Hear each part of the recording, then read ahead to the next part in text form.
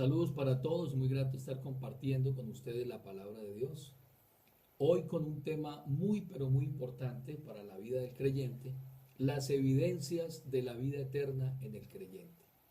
Para ello vamos a mirar un versículo en la primera carta del apóstol Juan, capítulo 5, el versículo 13, dice la Biblia: estas cosas os he escrito a vosotros que creéis en el nombre del Hijo de Dios, para que sepáis que tenéis vida eterna y para que creáis en el nombre del Hijo de Dios. Qué hermosas palabras del apóstol. Una carta supremamente autoritativa, pero una carta también cargada de amor, de compasión por los creyentes, de relación de amor con ellos. En esta carta, el objetivo del apóstol Juan era blindar la iglesia de los falsos maestros y los falsos predicadores. Falsos maestros que estaban trayendo doctrinas erróneas con el objetivo de negar las doctrinas más importantes que ellos le habían enseñado a los creyentes.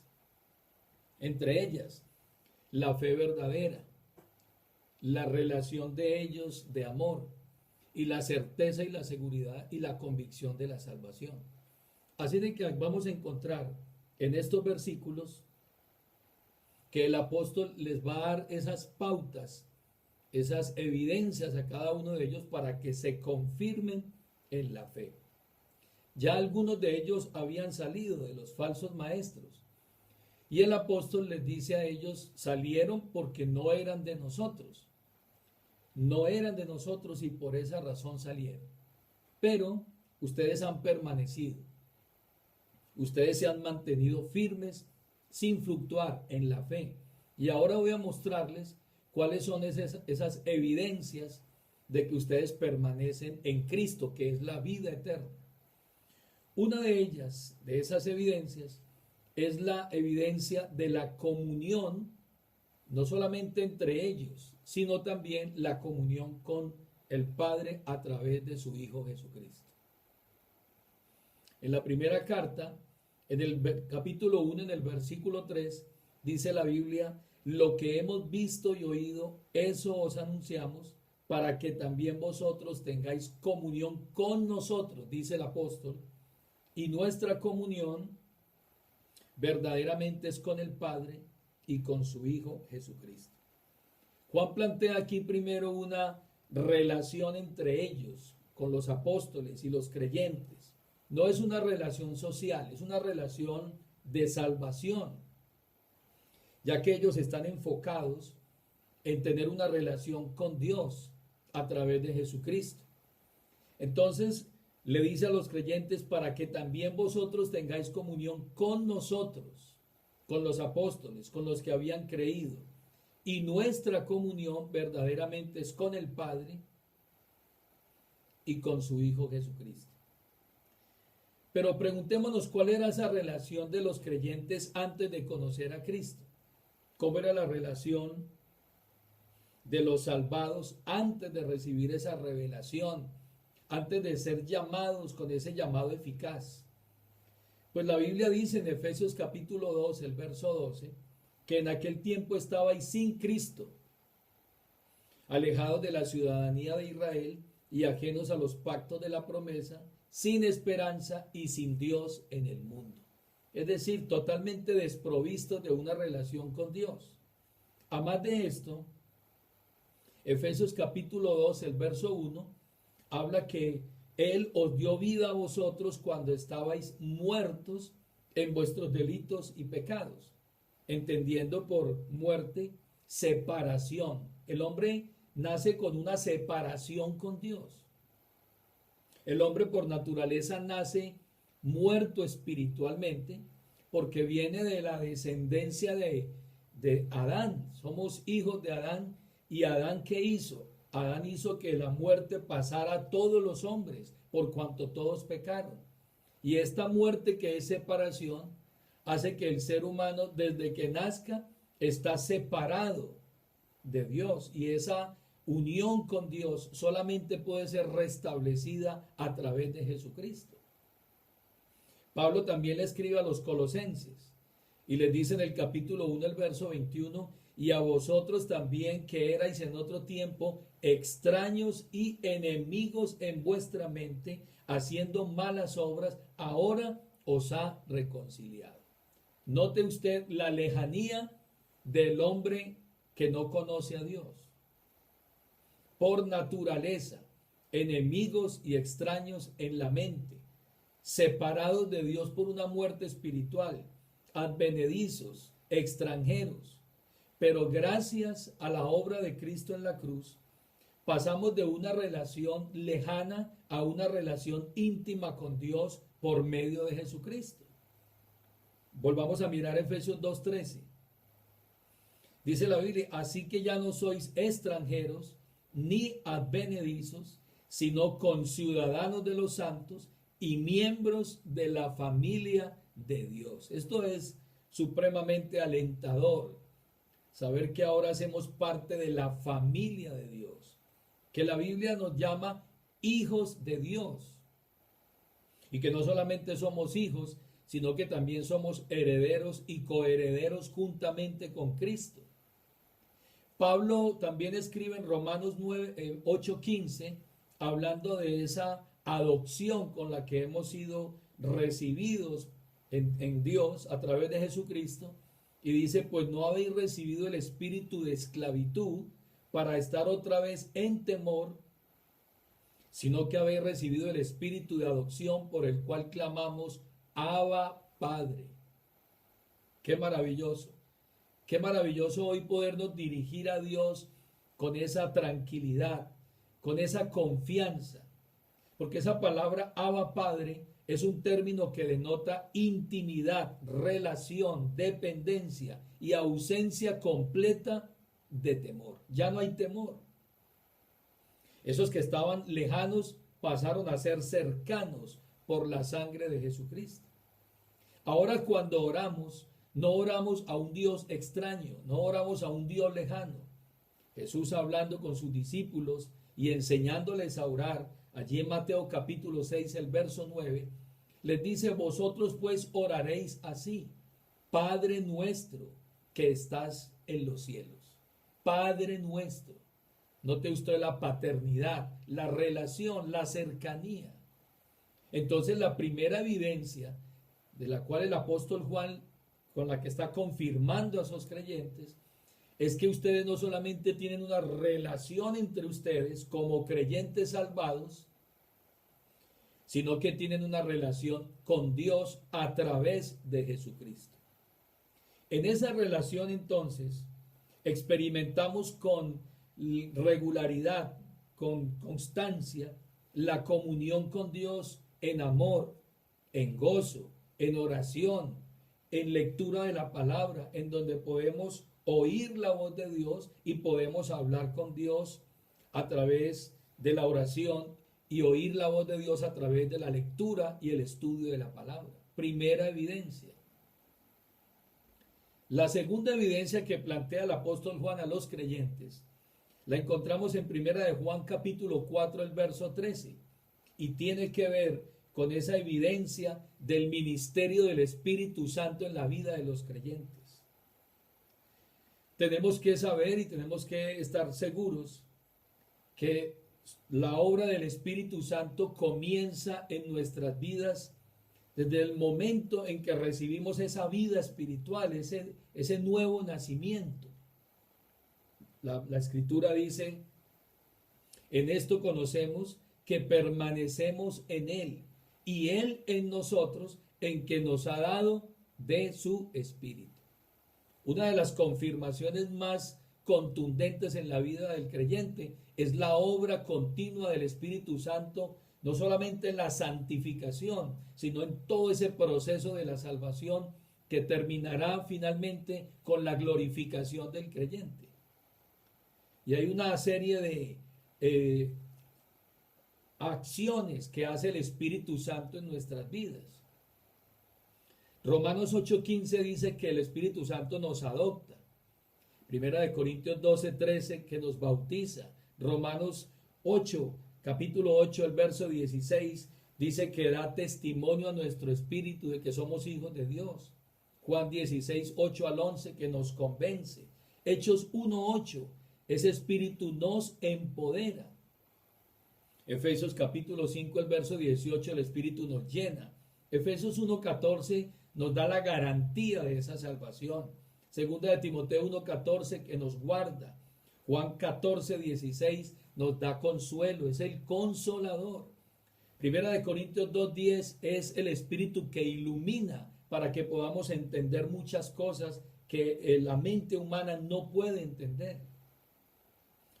Romanos capítulo 8, el verso 9 dice que el espíritu mora en nosotros. Romanos 8, 26, el espíritu intercede por nosotros.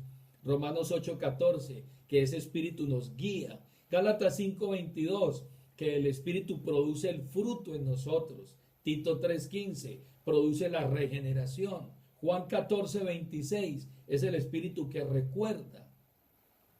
Y además de esto, Juan capítulo 14, Romanos capítulo 8, el verso 11, es el espíritu que resucita, el espíritu que revela la verdad, el espíritu que santifica según Primera de Pedro 1, 2, el espíritu que sella según Efesios 1, 13 y el espíritu que fortalece según Efesios capítulo 3, el verso 16.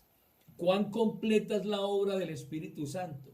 De principio a fin, en todo este proceso, el Espíritu Santo está trabajando en nosotros, moldeándonos, revelándonos, iluminándonos, y esa es una de las grandes evidencias de que el creyente hoy está participando de la vida eterna.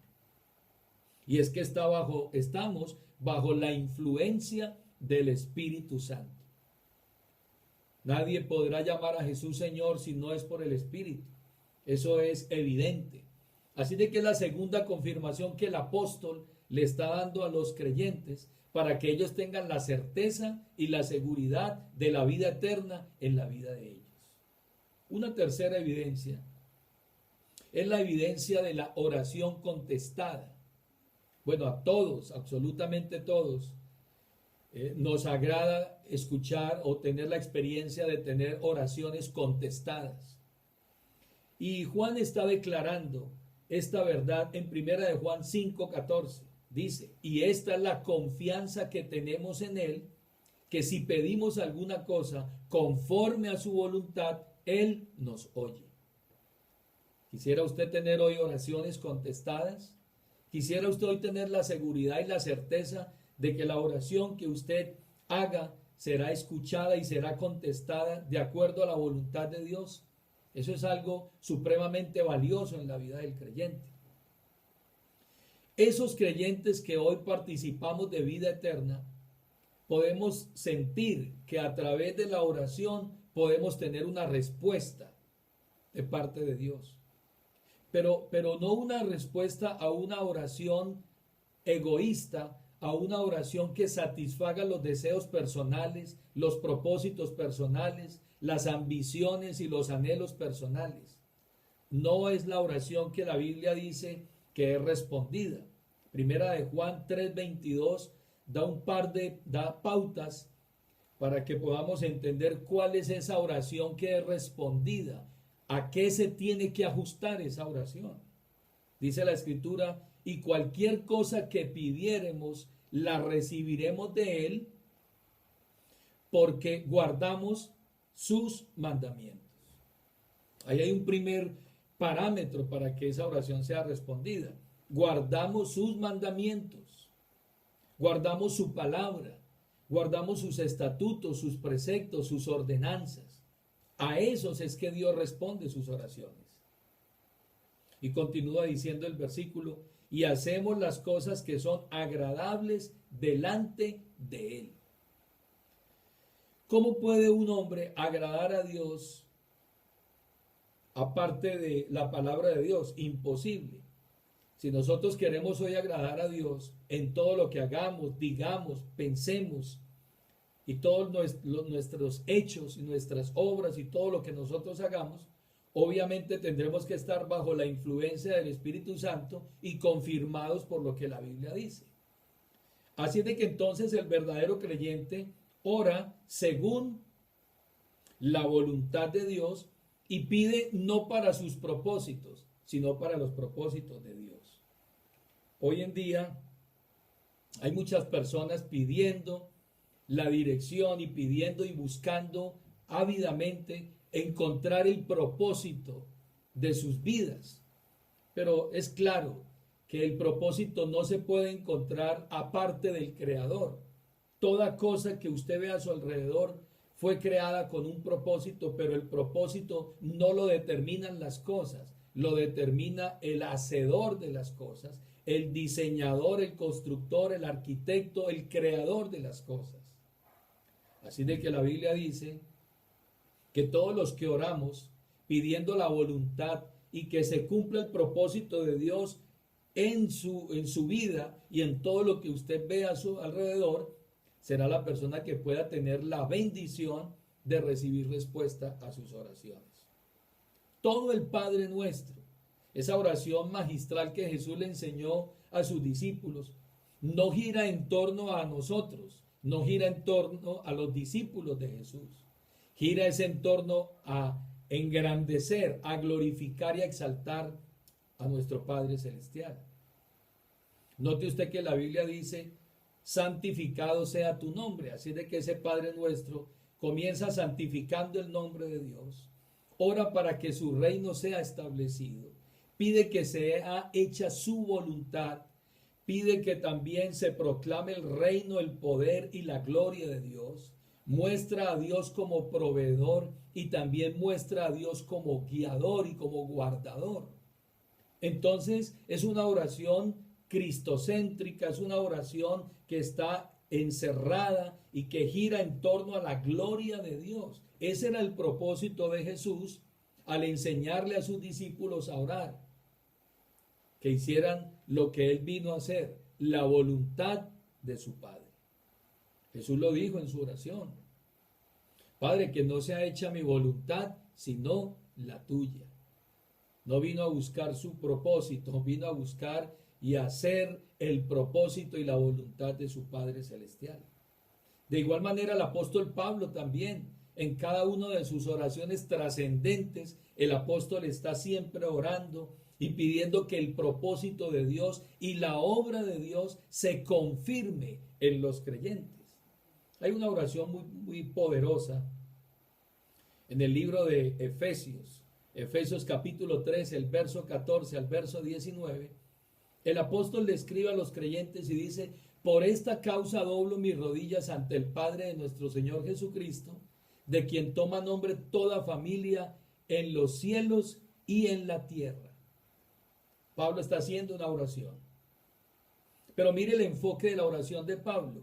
Versículo 16, encontramos la primera definición del propósito de esa oración: para que os dé, conforme a la riqueza de su gloria, el ser fortalecidos con poder en el hombre interior por su espíritu. Primer objetivo, solicitud que Pablo en su oración está haciendo respecto a los creyentes, para que ellos puedan tener la riqueza de su gloria, que sean fortalecidos con poder en el hombre interior por el espíritu. Es una oración centrada en la voluntad de Dios. Verso 17, segunda declaración de propósito: para que habite Cristo por la fe en vuestros corazones, a fin de que arraigados y cimentados en amor, seáis plenamente capaces de comprender con todos los santos cuál sea la anchura, la longitud, la profundidad y la altura, y de conocer el amor de Cristo que excede a todo conocimiento. Mire qué palabras tan extraordinarias, qué declaración de propósito tan magistral. Y en el versículo que sigue, el apóstol sigue diciendo: para que seáis llenos de toda la plenitud de Dios. Esas son oraciones que son respondidas por parte de nuestro Dios. ¿Por qué? Porque están exaltando a Cristo, están glorificando a Dios y están haciendo una declaración de propósito para que la voluntad y el propósito de Dios sea cumplido. Hoy tener estas tres evidencias nos llevan a que estemos más seguros de en quién estamos y en quién hemos creído, para que hoy podamos estar afirmados, cimentados, arraigados, y que cualquier viento de doctrina, estratagema de hombre, todo engaño, toda filosofía, no afecte la vida de los que hemos sido llamados, hemos sido confirmados a esta salvación tan grande. La invitación para usted hoy es que a través de estas evidencias usted pueda revisarse, usted pueda revisar su fe, ser confirmado en la fe, puede examinarse a sí mismo para confirmar si usted hoy tiene una fe verdadera, tiene una fe bíblica y tiene una fe salvadora. Más adelante seguiremos en otro espacio compartiendo otras evidencias que nos van a llevar a confirmar y a estar seguros de esta salvación, no porque la salvación se pierda, porque esa salvación está en las manos de nuestro Dios y a Él pertenecen, sino que usted y yo, que estamos viviendo el día a día, podamos estar seguros y confirmados en esta fe extraordinaria. Hagamos una oración hoy para que el Espíritu Santo sea obrando en nuestros corazones, que esta palabra quede plasmada en nuestras mentes y podamos traerla a nuestra mente cada vez que la duda o la incertidumbre llegue a nuestra mente, nosotros podamos traer la palabra de Dios a nuestra mente y confirmar que la obra de Dios en nosotros es veraz, es verdadera. Padre, estamos agradecidos contigo por tu palabra que es viva y eficaz. Pedimos, Señor, que estas evidencias que hemos escuchado a través de tu palabra nos confirmen, nos establezcan, nos fortalezcan y que hoy podamos tener la certeza y la seguridad de que esa obra tuya, Señor, a través de tu Hijo Jesucristo en la cruz, no fue en vano, sino que trae una salvación segura, trae una certeza, una seguridad para nuestras almas y hoy podemos estar confirmados en ella. Te lo pedimos en el nombre de Jesús. Amén. Un abrazo para todos. Un gusto haber compartido con ustedes la palabra de Dios.